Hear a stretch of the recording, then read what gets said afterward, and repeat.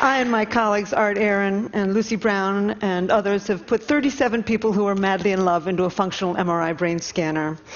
17 who are happily in love, 15 who had just been dumped, and we're just starting our third experiment, studying people who report that they're still in love after 10 to 25 years of marriage. So this is the short story of that research. In the jungles of Guatemala in Tikal stands a temple. It was built by the grandest sun king of the grandest city-state, of the grandest civilization of the Americas, the Mayas. His name was Casacanchawi. He stood over 6 feet tall. He lived into his 80s, and he was buried beneath this monument in 720 A.D. And Mayan inscriptions proclaim that he was deeply in love with his wife, so he built a temple in her honor facing his. And every spring and autumn, exactly at the equinox, the sun rises behind his temple and perfectly bathes her temple with his shadow. And as the sun sets behind her temple in the afternoon, it perfectly bathes his temple with her shadow. After 1,300 years, these two lovers still touch and kiss from their tomb. Around the world, people love. They sing for love. They dance for love. They compose poems and stories about love. They tell myths and legends about love. They pine for love. They live for love. They kill for love. And they die for love. As Walt Whitman once said, he said, "Oh, I would stake all for you." Anthropologists have found evidence of romantic love in 170 societies. They've never found a society that did not have it. But love isn't always a happy experience. In one study of college students, they asked a lot of questions about love, but the two that stood out to me the most were, have you ever been rejected by somebody who you really loved? And the second question was, have you ever dumped somebody who really loved you? And almost 95% of both men and women said yes to both. Almost nobody gets out of love alive. So before I start telling you about the brain, I want to read for you what I think is the most powerful love poem on earth. There's other love poems that are, of course, just as good, but I don't think this one can be surpassed. It was told by an anonymous Kwakiutl Indian of southern Alaska to a missionary in 1896. Here it is. I've never had the opportunity to say it before. Fire runs through my body with the pain of loving you. Pain runs through my body with the fires of my love for you. Pain like a boil about to burst with my love for you. Consumed by fire with my love for you. I remember what you said to me. I am thinking of your love for me. I am torn by your love for me. Pain and more pain. Where are you going with my love? I am told you will go from here. I am told you will leave me here. My body is numb with grief. Remember what I said, my love. Goodbye, my love, goodbye. Emily Dickinson once wrote, "Parting is all we need to know of hell."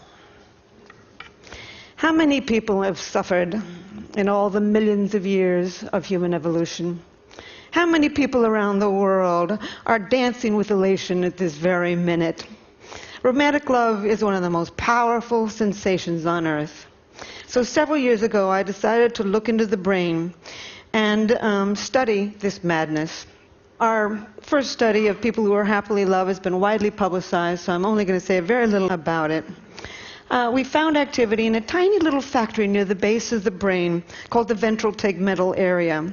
We found activity in some cells called the A10 cells, cells that actually make dopamine, a natural stimulant, and spray it to many brain regions. Indeed, this part, the VTA, is part of the brain's reward system. It's way below your cognitive thinking process. It's below your emotions. It's part of what we call the reptilian core of the brain, associated with wanting, with motivation, with focus, and with craving. In fact, the same brain region where we found activity becomes active also when you feel the rush of cocaine. But romantic love is much more than a cocaine high. At least you come down from cocaine. Romantic love is an obsession. It possesses you. You lose your sense of self. You can't stop thinking about another human being. Somebody is camping in your head. As an 8th century Japanese poet said, "My longing had no time when it ceases." Wild is love. And the obsession can get worse when you've been rejected. So right now, Lucy Brown and I, the neuroscientist on our project, are looking at the data of the people who we put into the machine after they had just been dumped. It was very difficult, actually, putting these people in the machine because they were in such bad shape. So anyway, we found activity in 3 brain regions. We found activity in a brain region, in exactly the same brain region associated with intense romantic love. What a bad deal. You know, when you've been dumped, the one thing you'd love to do is just forget about this human being and then go on with your life. But no, you just love them harder. As the poet Terence, the Roman poet, once said, he said, "The less my hope, the hotter my love." And indeed, we now know why. 2,000 years later, we can explain this in the brain. That brain system, the reward system for wanting, for motivation, for craving, for focus, becomes more active when you can't get what you want. In this case, life's greatest prize, an appropriate mating partner. We found activity in other brain regions also. In a brain region associated with calculating gains and losses. You know, you're lying there, you're looking at the picture, you're in this machine, you're calculating, you know, what went wrong, you know, what have I lost? As a matter of fact, Lucy and I have a little joke about this. It comes from a David Mamet play, and there's 2 con artists in the play, and the woman is conning the man, and the man looks at the woman and says, "Oh, you're a bad pony. I'm not going to bet on you." And indeed, it's this brain, part of the brain, the core of the nucleus accumbens actually, that's becoming active as you're measuring your gains and losses. It's also the brain region that becomes active when you're willing to take enormous risks for huge gains and huge losses. Last but not least, we found activity in the brain region associated with deep attachment to another individual. No wonder people suffer around the world, and we have so many crimes of passion. When you've been rejected in love, not only are you engulfed with feelings of romantic love, but you're feeling deep attachment to this individual. Moreover, this brain circuit for reward is working, and you're feeling intense energy, intense focus, intense motivation, and the willingness to risk it all to win life's greatest prize. So what have I learned from this experiment that I would like to tell the world? Foremost, I've come to think that romantic love is a drive, a basic mating drive. Not the sex drive. The sex drive gets you out there looking for a whole range of partners. Romantic love enables you to focus your mating energy on just one at a time, conserve your mating energy, and start the mating process with a single individual.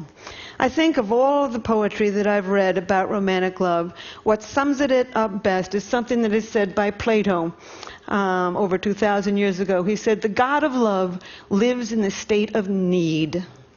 It is a need. It is an urge. It is a homeostatic imbalance.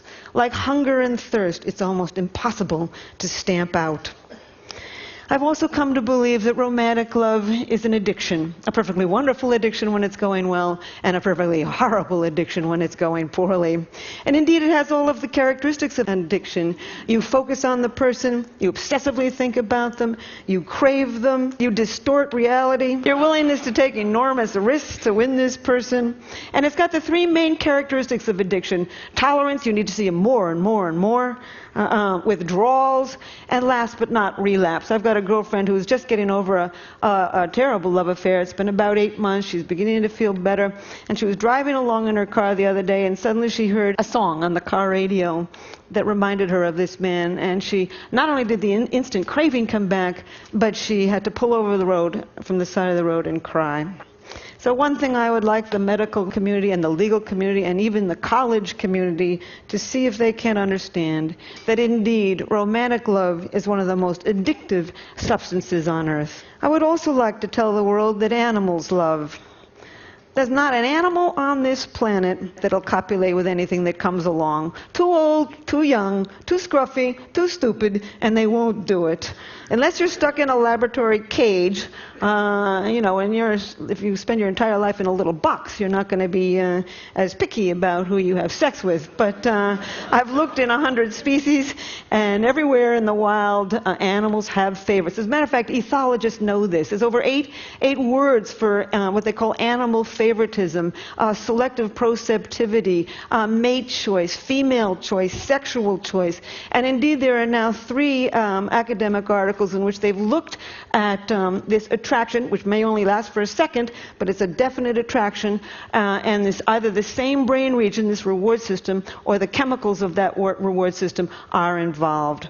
In fact, I think animal attraction can be instant. You can see an elephant instantly go for another elephant, and I think that this is really the origins of what you and I call love at first sight. People have often asked me whether what I know about love has spoiled it for me. And I just simply say, hardly. You can know every single ingredient in a piece of chocolate cake, and then when you sit down and eat that cake, you can still feel that joy. And certainly I make all the same mistakes everybody else does too. But it's really deepened my understanding and compassion, really, for all human life. As a matter of fact, in New York, I often catch myself looking in baby carriages and feeling a little sorry for the tot. And in fact, sometimes I feel a little sorry for the chicken on my dinner plate when I think of how intense this brain system is. Our newest experiment is been hatched by my colleague Art Aaron, putting people who are reporting that they are still in love in a long-term relationship into the functional MRI. We've put 5 people in so far, and indeed we found exactly the same thing. They're not lying. They basically, the brain areas associated with intense romantic love still become active 25 years later.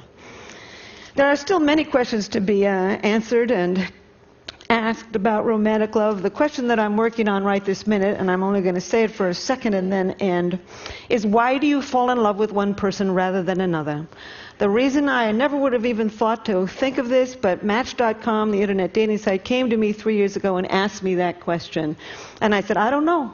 I know what happens in the brain when you do become in love, but I don't know why you fall in love with one person rather than another.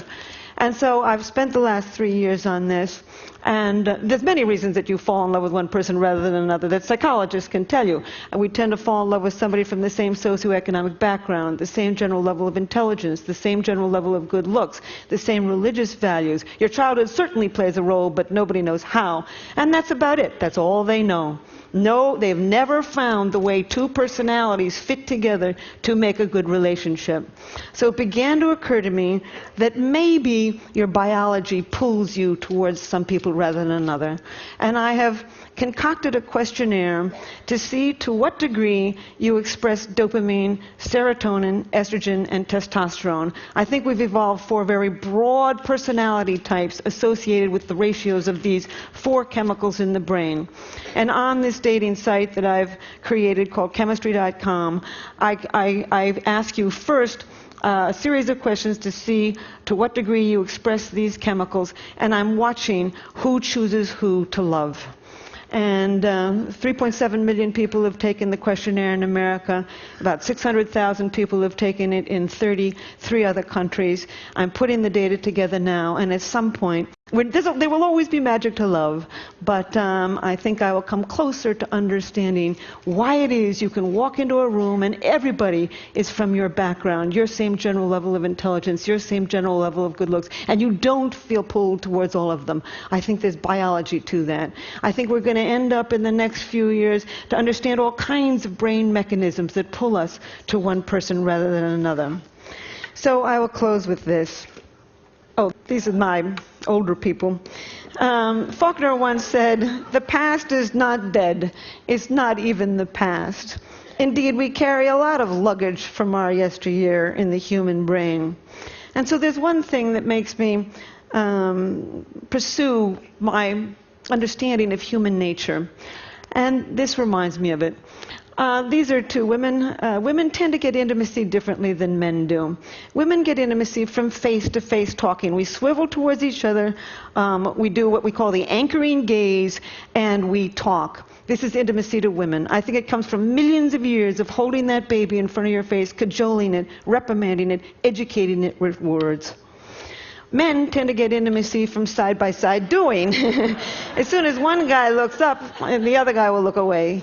I think it comes from millions of years of standing behind that bush, sitting behind the bush, looking straight ahead, trying to hit that buffalo in the head with a rock. I think for millions of years, men faced their enemies. They sat side by side with friends. So my final statement is, love is in us. It's deeply embedded in the brain. Our challenge is to understand each other. Thank you.